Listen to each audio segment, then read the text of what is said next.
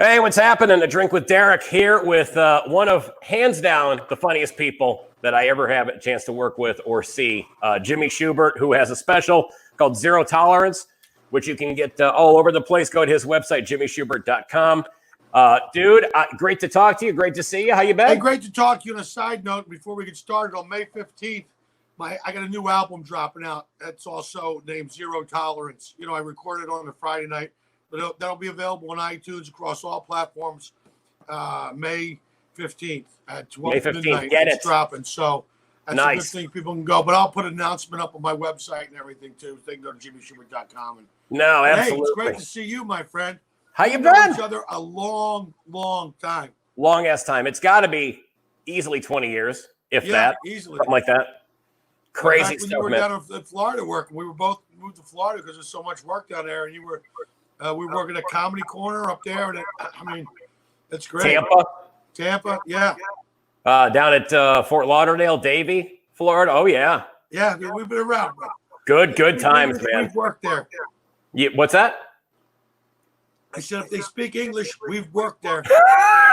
And if they don't speak English, we probably picked up a gig there anyway because we needed the money. Dude, you've been at this a long ass time. You worked. I saw you years and years ago. I think you and I probably talked about this. It's got to be late 80s when you were touring with Kinison. Yeah, that was well, no, it was like 88, 89, 90, 91, 92. Yeah, because I saw Sam Kinison in East Lansing at Michigan State University, and you were on the show because I remember seeing you and then meeting you years later when I had started doing this, and I'm like, this is the guy that I saw who was working with. Dude, I had a mullet then. I had this like rock and roll hair. I was a baby, man. I was like 24, 25. It's insane. It was insane. But you know, great thing is that I got to tour with one of the most controversial comedians in America at the time. And I have to tell you, man, I mean, there's really nobody like, you know, Kinison. I mean, not even today. I mean, the guy was just a beast of a comic, and I got to watch him, got to watch his process, got to watch, and he had one. You know, I know there was a lot of drugs and drinking, but, you know, he certainly, definitely had a process. He was really smart. I got to talk to him about comedy off stage. Me and Mark Maron, believe it or not, would go up we lived in Crest Hill, that place behind the Comedy Store. Right. And Sam would come up there after hours and, you know, bring some, you know, booger sugar and some Jack Daniels. And then they would sit around the long table. And me and Mark were always the ones talking about comedy and about what, you know, how to get better and stuff like that. So, interesting. I don't think you could do that today. You know, it was a different time period. Today, you really have to get up and work your ass off. There's no, I mean, you can't, like, even having a couple drinks, like, sets you back, you know? I mean, you lose the next day, but you got to get up and work. This is a full-time job now. No, I remember weekends you sleep till 2, get up, burp and fart, go back to bed, wake up before the show. Oh, man, you gotta be on your Twitter, you gotta be on Facebook, Instagram, posting videos and doing all this stuff. And it's a whole different time now. Now, you met Sam back when you were working at the Comedy Store, correct? When you were I was a doorman there. I was a doorman at the Comedy Store because, like, in my head, I was going, like, I just wanted to do. My advantage was that I knew what I wanted to do when I was real, like 9 or 10. Right. I mean, I love Charlie Chaplin. I wanted to do what Charlie Chaplin was, like, making people laugh. I remember coming back from church. I was crying because I couldn't grow a little toothbrush mustache and dye my hair black. My mom would say, no, I wanted to be Charlie Chaplin. And then I got into magic. When you came back from church, you were crying? Yeah, well, I wanted to be Charlie Chaplin. They wouldn't let me do it. So I remember they always teased me about it. But then I get into magic. But yeah, when I left, I mean, I was just waiting to turn 18 so I could just go to the comedy clubs. But I took up magic just to be able to perform, knowing that when I did start doing stand-up, I would have performance chops, you know? Yeah. I mean, that's how, like, my mind was working. And then as soon as I was able to, I worked that whole summer. I saved about 15 grand, and I jump in my car, and I just drive to Los Angeles. And I was listening to these, like, positive mental attitude. I had Tony, it was a guy named Dr. Dennis Waitley, The Psychology of Winning. And I listened to his tapes over and over on the way out. And literally, I got to LA 2 weeks. I started a job. I moved into my place. I showcased for Mitzi at the Comedy Store. Now, I didn't get past right away, but there was an opportunity to become a doorman. And that was like a year after Andy Kaufman's death. Right. Tony Clifton, this character that he used to do, was appearing in the main room. And everybody thought, oh, shit, Andy's going to reveal the joke. He's been playing a joke with everybody. He didn't really die, you know. And Tony Clifton, his buddy, who he had passed the character along, did it as a joke. And it was horrible. Comes out, throws a drink on someone, flicks a lit cigarette at somebody. Everybody, next thing you know, people are rushing towards the exit. It was like, welcome to the Comedy Store. But it was great that he did that. But I mean, he was with Angeline, that, you know, big-breasted, blonde nutbag that she's famous for absolutely no fucking reason at all. She drives around a pink Corvette. I mean, that's Los Angeles for you. But that's who Tony Clifton showed up with. So there were cameras there. And that was the first night I started working there as a doorman. And then that became my long journey. But I'll tell you, the greatest thing to me, that was like my college. I got to watch the best comedians in the country at the time. And it was a who's who. Andrew Dice Clay, Sam Kinison, Robin Williams, Richard Pryor, Gary Shandling, you know, just Louis Anderson. Right. It was a whole list of who's who that were, and you can watch and learn about comedy from shitty comedians, and you can watch and learn from the best comedians. And even in my head, I was trying to, what are eight things like the best comedians have in common? What's 8 things they do? Right. And I was just studying it like a science. I mean, you know, now. Well, you have to. If you're going to watch, if you're going to be a baseball player, you're going to watch videos of Ted Williams, of Barry Bonds, of Derek Jeter. You know, I mean, yeah. You know, it's funny. You know, we both are friends with Brad Garrett. We work his comedy club there. I saw Brad when I was opening for Sam. We had an off night. We were at the Dunes like 3 weeks. We were in Vegas, 3 weeks. And Frank Sinatra was appearing. And this, you know, this month, actually, April 10th, will be 28 years since Sam Kinison has been dead. 28. I mean, wow. That's amazing. 28 years this year. I can't believe we had an off night. Wow. And not to date me or Brad, we went to, I think it was the Desert Inn. We had a great booth. And Brad Garrett opened for Frank Sinatra. And it was amazing. And you know, he would do his Sammy Davis Jr., but he's 6'9", so we'd have to hunch over. Like, I mean, I remember it. It was amazing. I mean, we talk about an amazing career. Brad Garrett's had an amazing career, man. I mean, that's where I saw him. And now he's had a career in television for like 30 years. Oh, yeah. It's insane. Well, you went to L.A. from Philadelphia, correct? Yeah, I literally was doing comedy in Philly at a couple of knockaround clubs down there. Now, you're a huge sports fan, Philadelphia sports fans. Are they, as they're viewed from around the country, are they just raving sports fans, or are they complete lunatic douchebags? Well, it's interesting you bring that up. You know, there's a lot of cities that have that element. You know, in Philadelphia, like they're inner city rednecks, and they're like two-streeters. What we call them. We call them. My brother calls them Philbillies. Like they're from the inner city, but they act like hillbillies. He calls them Philbillies. You know, they're all two-streeters. I love that. You know, the mummers. And then it's just like parade that happens once every year. Those are the people. They're literally out of their minds. You know, there's a part of Philly called God's Pocket. You don't ever want to go in there. You won't make it out. It's like the, you know, but there's that element. I mean, they have a jail. They have a judge. You know, they lock you up at the stadium. You got to sit in jail, and the judge will hear you Monday. You know, look, it is what it is. People in Philly got a chip on their shoulder. I don't know what to tell you. We love our sports teams. It's a great city. It's got great food. Yes, it does. Got great culture. All the art museums are there. It's got you know, at one point it was the nation's first capital. I mean, that's where the District of Finance sat. That's where the government sat. And then, you know, finance went to New York, government went to Washington. Everybody in Philly went, what the fuck's the matter with us? And that's why they got a chip on their shoulder. And people say, oh, you booed Santa Claus.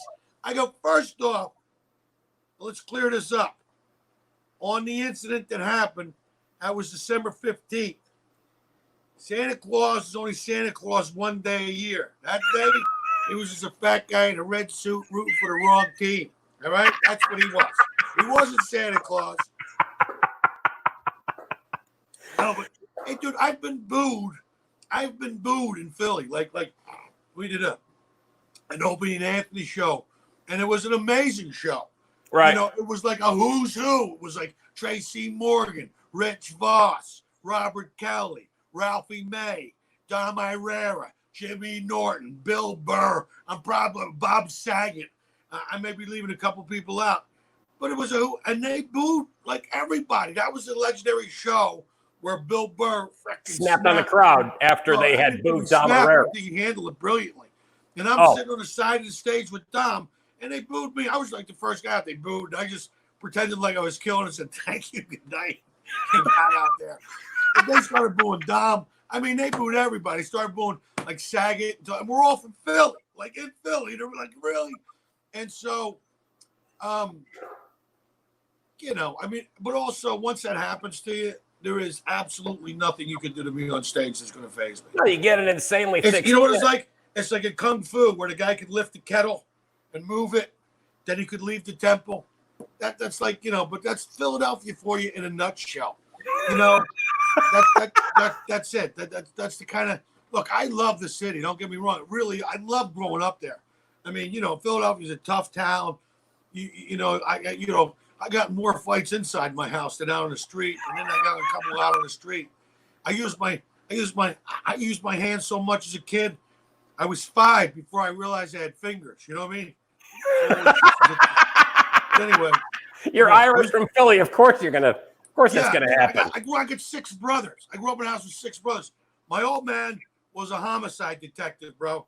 I swear to God, you say what you want, but it was like growing up with Lieutenant Columbo. Because my dad was like a kind of a goofy-looking dude. But if you think you want to steal $20 out of his sock drawer and go buy some baseball cards and get away with it, you were mistaken, bro. You know, because we'll walk around. Oh, you mean to tell my brothers, chewing bubble gum. Yeah, where'd you get the money to buy those? Huh? Because I was 20 for my sock drawer. My dad would break down murderers and rapists, and me and my brothers think, yeah, we're going to get away with stealing 20. Because you have 6 kids. You know where every nickel's going, you know? So, you're all fingerprinted. He's got a database, right? Yeah, you're right. He'll figure it out. Funny. My old man, back when my old man was like they didn't have like you watch these cop shows with the CIA database. Sure. They didn't have any of that. No.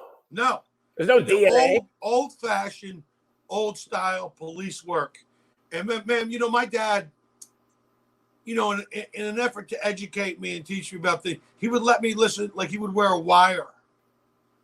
And he would let me listen to conversations, like he would, like, you know, try to get information on junkies and stuff like that.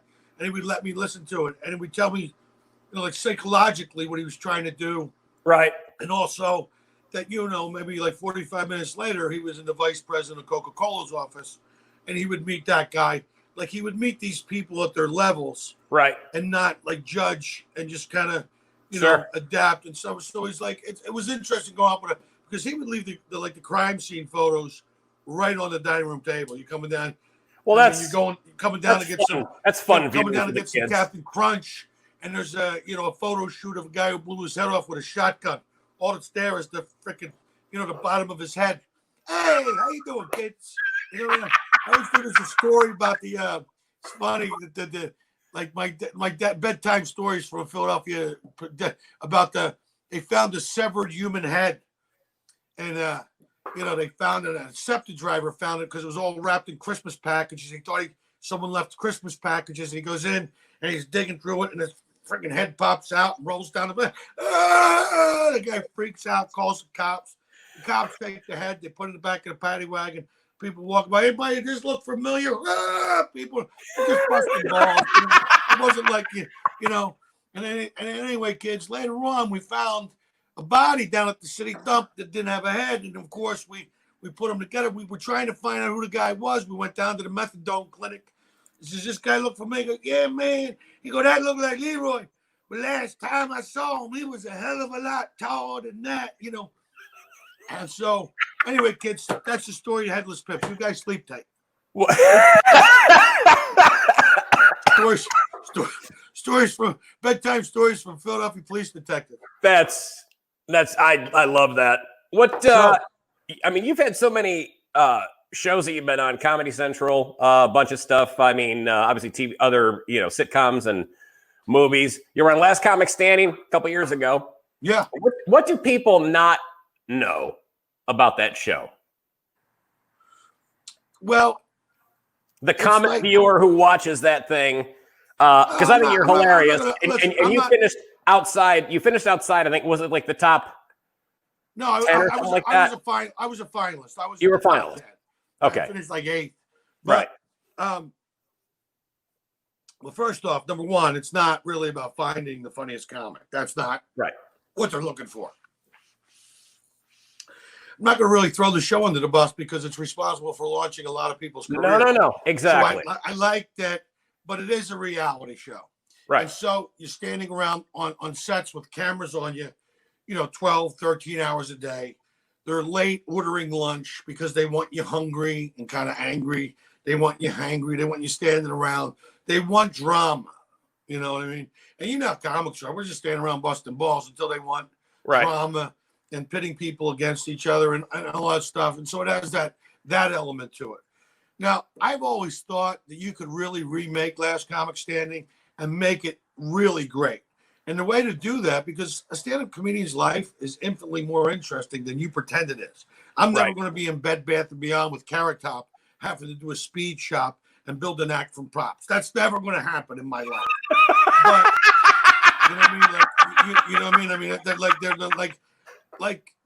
it's like they should, one of the challenges is you should come up with an idea for a sitcom. And in this challenge, you're going to go in and pitch it to some sitcom writers. And then they're going to decide who wins the challenge or whose show they would do. Right. And the winner of that challenge would then fly on a chopper or Learjet to Vegas and then go entertain 600 liquor reps for Kettle One vodka. And this, you could really do it like the Celebrity Apprentice, and it would be killer. Like, which charities are you playing for?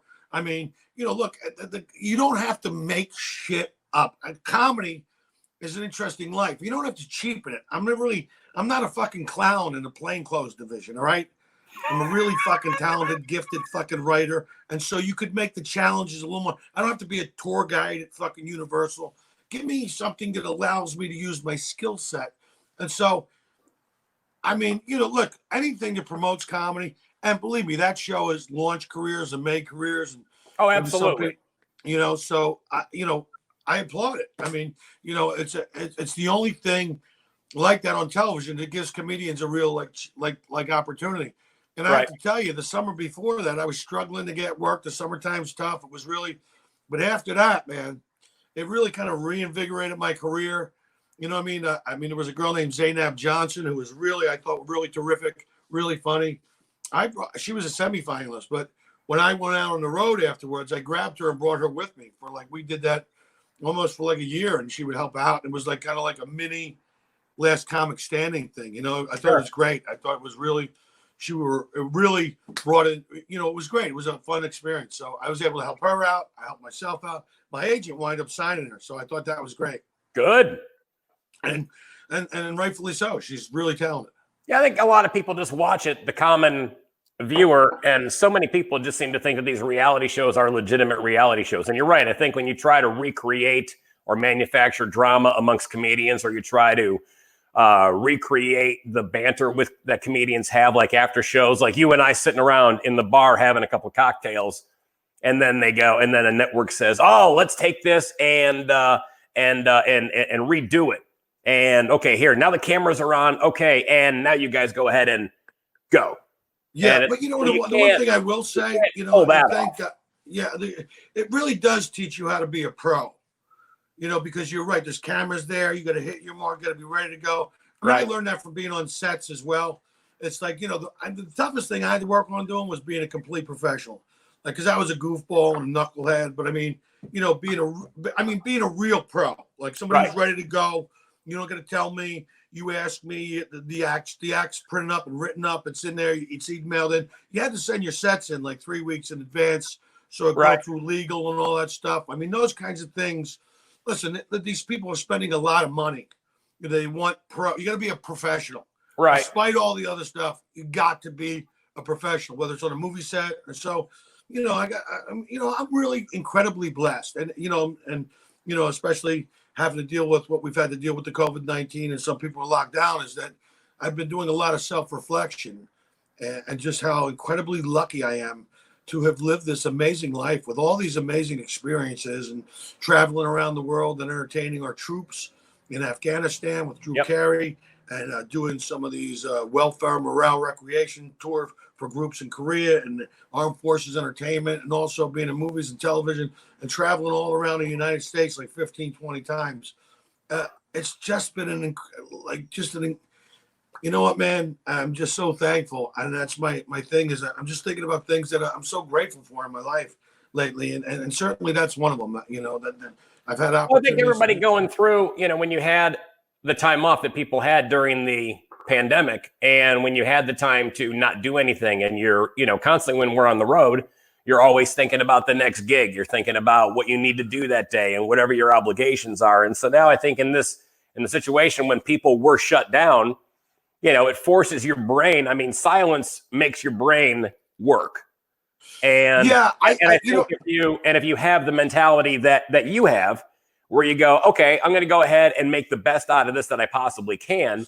Yeah, dude, I've been walking like 5 miles a day, just doing the 5 miles and just clear. It's so good for my head, but also coming back, and I had this pad and I just start writing and start thinking about stuff, but also, tending to your social media and thinking about ways and what the stuff you're going to do when you come out of this. I'm kind of outlining a book talking about like the Kinison days and days at the Comedy Store, and started working on that. I mean, yeah, you're right. I mean, I think that just put things in perspective. Yeah, just put things in perspective for you, and you realize that you live in America. It's that granted, some people are struggling. Hopefully, this will all come back. So we'll see. Right. Yeah, it will. I mean, it's like I said. I think people get out of this, out of what happened with the pandemic. I mean, I think eventually comedy's going to come roaring back, man. Because people want to hear what comedians have to say about all people this want to laugh and everything. People want to laugh. I mean, people are tired of just of any kind of depressing news all the time that they've heard throughout the entire process of this thing. So yeah, it's been nuts.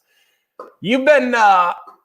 Are you single right now? You dating somebody? What's the Jimmy Shubert love life right now? I am in a monk-like status. Are you? Yeah, I'm not even by myself. I am not interested at 0% in dating anybody. I'm just interested in focusing on and working on me and healing me, because if I ain't healed, I can't bring that and try to find a healthy relationship. I'm just and to tell you the truth, Derek, to be honest, if I could be honest with you, I'm really not interested in it. I mean, like, I don't even, like, people talk about getting married. I go, I don't even get it. 62% end divorce. It's as high as 72%.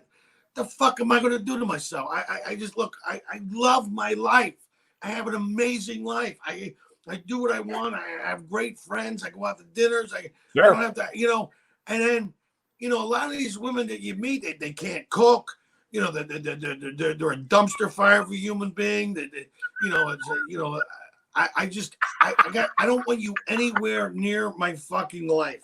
I will fucking go. I will jerk off like Miggs from Silence of the Lambs for the rest of my life. You and your fucking mental illness away from my life. That's why the vagina has hair around it to hide the hook. Because once you, I get it. People. I don't want any. Right now, I'm just focusing on myself. I've been trying to be the best version of myself I can be. Because then once you do that, once you really take the best version of yourself and go out there, you will attract what. Yeah, it's a law. Yeah, laws of attraction.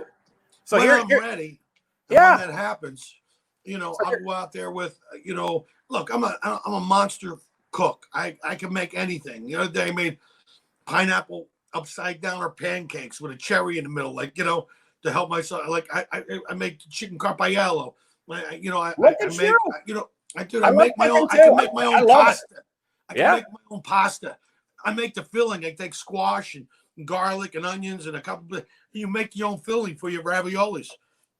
I mean, you're a catch. Which is a brilliant skill set to have in the middle of a pandemic, is being able to cook. You know, you're a catch. So here's what I'm going to do. Yeah, no, women are rethinking this whole guys in the skinny jeans thing. Wait, he can hunt, he can fish, he can cook. He's got a big dick and a loud personality. Yeah, I'll take him. I'll take him. So here's what I want you to do as we wrap this thing up. I want you to sell yourself to women, to a woman, women or woman, whatever, as if we were on, this is a dating site, and you got 60 seconds to sell Jimmy Shubert to. Okay, wait a second. So this isn't for real. This is a sketch. Like if I was. Yeah. Say you were interested or you really wanted to hook somebody. Okay. How would you sell yourself? So this could be, can I do it like a. You do it any way you want. You are. Could I do a spoof version of it? Like, you can do whatever you want. I've got the I got the shot clock going here right now. I gotta sell myself to women. Okay. Within 60 seconds or less, sell Jimmy Shubert as if you were a car that a car salesman. What's it going to take for me to get you into Jimmy Shubert? Okay, ready? And go. Hi, my name's Bob. I got a lazy eye, a club foot, really bad halitosis. But the good news is a lot of people think this is a leg. It's actually a penis with a sneaker on it. Listen, I'm into poetry. Poetry. I like football. And I'm an Aries with a penis rising. So if you want some of this, hit me up on the Tinder.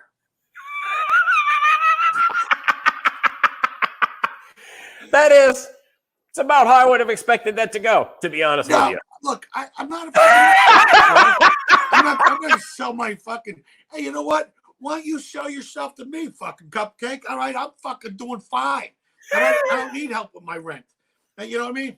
I don't need my car payment made. Why don't you sell yourself to Uncle Jimmy here? Because I'm not interested. I'm sorry. I know this is going to sound really negative and bad. Look, you're lucky. You're with a woman that you love and care about, and other people get lucky. I haven't. I got a bad picker, bro. My picker's broken. I go right to the dumpster fire. Right to the dumpster fire. She's hot. Uncle Billy molested her. Sure, she'll be great in bed, but I don't want you to move it into my house. Dude, I love you. JimmyShubert.com. His special Zero Tolerance is available, and the album Zero Tolerance coming out here mid-May, again on iTunes. Again, go to Jimmy Shubert's website. Find out when he's in your neighborhood. Dude, you're one of the funniest people that I know, and just a great human being as well, man. I love you. You stay safe and healthy, and see you when you're back out here in Vegas. Derek, thanks for having me on, bro. I love you too. Be safe, and tell our friends in Vegas we said hey, but be careful, man. And I'll see you soon in person. We'll have a drink, and we'll talk about this, man. Peace out. You're awesome. You're awesome.